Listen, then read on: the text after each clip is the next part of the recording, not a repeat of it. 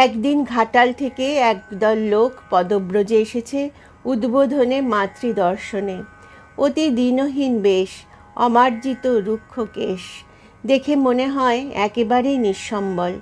মায়ের কথা লোক মুখে শুনে বড় আশা করে তারা এসেছে মাতৃদর্শনে, কিন্তু এসে দেখে যে মায়ের বাড়ির দরজা বন্ধ।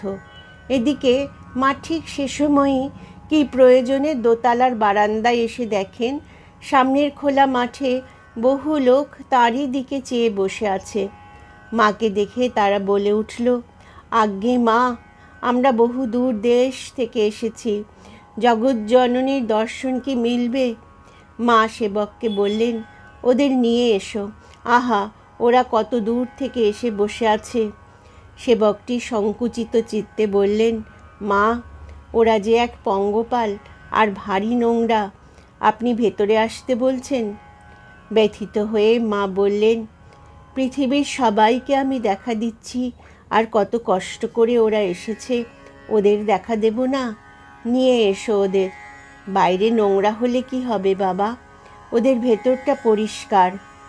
লোকগুলি ভেতরে এলো। মায়ের অনাস্বাদিত পূর্ব স্নেহের মাধুর্য অন্তরে অন্তরে অনুভব করে তাদের শ্রান্ত ধূলি মলিন মুখগুলি আনন্দে উজ্জ্বল হয়ে উঠল। সেদিন ঠাকুরের ভোগের জন্য একজন ভক্ত প্রচুর পান্তুয়া ও সিঙাড়া পাঠিয়েছিলেন। ঠাকুরকে নিবেদন করে মা সেই সব তাদের মধ্যে বিলিয়ে দিলেন। মায়ের স্নেহ করুণার স্পর্শ পেয়ে সেই দরিদ্র নিঃস্ব সন্তানরা মর্মে মর্মে অনুভব করল, ইনি সত্যিই দিন দুঃখীর মা, তাদের করুণাময়ী জননী। আর একদিনের চিত্র, জয়রামবাটিতে মায়ের বাড়ি। ঝিরঝির করে বৃষ্টি পড়ছে, আকাশ মেঘে ঢাকা। সকালবেলা হলেও চারিদিক প্রায় অন্ধকার। দেখা গেল খিড়কি দিয়ে মা ভেতরে ঢুকছেন। মাথায় একটা ঝুড়িতে কিছু শাক সবজি। কয়েকজন ভক্ত এসেছেন বাড়িতে, তাদের জন্য মা স্বয়ং গ্রাম থেকে শাকসবজি সংগ্রহ করে মাথায় করে বয়ে এনেছেন। বৃষ্টির মধ্যে অন্যকে কষ্ট দিতে চাননি। মা বলতেন, আমি সতেরও মা, অসতেরও মা, সতীরও মা, অসতীরও মা।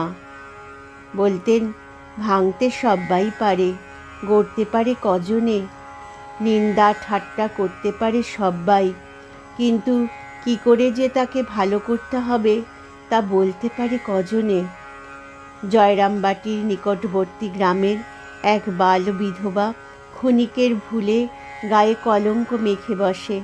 সারা গ্রাম তার নিন্দায় মুখর। মা কিন্তু বাল বিধবার লজ্জায় মরণে মরে যান। ভগবানের কাছে প্রার্থনা জানাতে থাকেন, ভগবান, দুঃখিনীর দিকে মুখ তুলে যাও। দৈবক্রমে মায়ের কৃপাপ্রাপ্ত এক জমিদার সন্তান গোটা ঘটনাটির মিটমাট করে দেন। মা সেই সন্তানকে আশীর্বাদ করে বলেন, বাবা, দুঃখিনীকে বাঁচিয়ে দিয়েছ, রক্ষা করেছ শুনে আমার প্রাণ ঠান্ডা হয়েছে। ভগবান তোমার মঙ্গল করবেন। শ্রীমা সত্যিই পারতেন পাপকে ঘৃণা করেও পাপীকে কোলে টেনে নিতে। শ্রীরামকৃষ্ণ তাঁর লীলাবসানের আগে শ্রীমাকে বলেছিলেন, কলকাতার লোকগুলো যেন অন্ধকারে পোকার মতো কিলবিল করছে, তুমি তাদের দেখো। জ্ঞান বৈরাগ্যের চেয়ে একটু শান্তি, স্নেহ ও ভালোবাসার আশাতেই মানুষ ভিড় জমাতো বেশি। তাদের নানা রকম প্রকৃতি, তাদের ভক্তির উচ্ছ্বাস কখনো কখনো পাগলামিরই নামান্তর হয়ে দাঁড়ায়। কেউ এসে হয়তো মায়ের পায়ে মাথা ঠুকে দিল খুব জোরে, কেউ বা মায়ের বুড়ো আঙুলে কামড়ে দিল প্রণাম করবার সময়, উদ্দেশ্য মা তাকে মনে রাখবেন। কেউ হয়তো প্রণাম করতে এসে দীর্ঘ প্রাণায়াম ন্যাস করে পুজো শুরু করে দিল মায়ের। ওদিকে মোটা চাদরে সর্বাঙ্গ আবৃতা মা গরমে গলদঘর্ম হচ্ছেন। মা এইসব ভক্তির উপদ্রব সহ্য করতেন হাসি মুখে। প্রতিদিন প্রাণ ভরা আকুতি নিয়ে অপেক্ষা করতেন ভক্তদের জন্য। মাঝে মাঝে শোনা যেত মায়ের অনুচ্চ স্বরে আন্তরিক আহ্বান, ছেলেরা তোরা আয়। তাই কোনো দিনটি কৃপাবর্জিত হতো না। কোনো না কোনো সন্তান জননীর আকর্ষণে এসে উপস্থিত হতো। অনেক অশুদ্ধ চিত্ত ভক্ত এসে মাকে প্রণাম করে। তাদের স্পর্শে মায়ের শরীরে অসহ্য জ্বালা যন্ত্রণা হয়, কিন্তু পাছে এই ধরনের ভক্তদের তাঁকে প্রণাম করার সুযোগ থেকে বঞ্চিত করা হয়, সেই আশঙ্কায় মা সেবকদের নিষেধ করে দিতেন তাঁর কষ্টের কথা স্বামী শারদানন্দকে বলতে। ভক্তদের জন্য মায়ের এই কষ্ট দেখে গোলাপ মা একবার অভিযোগ করেছিলেন, তোমার যেমন হয়েছে, যে আসবে মা বলে অমনি পা বাড়িয়ে দেবে। মায়ের উত্তর, কি করব গোলাপ, মা বলে এলে আমি যে থাকতে পারি নে।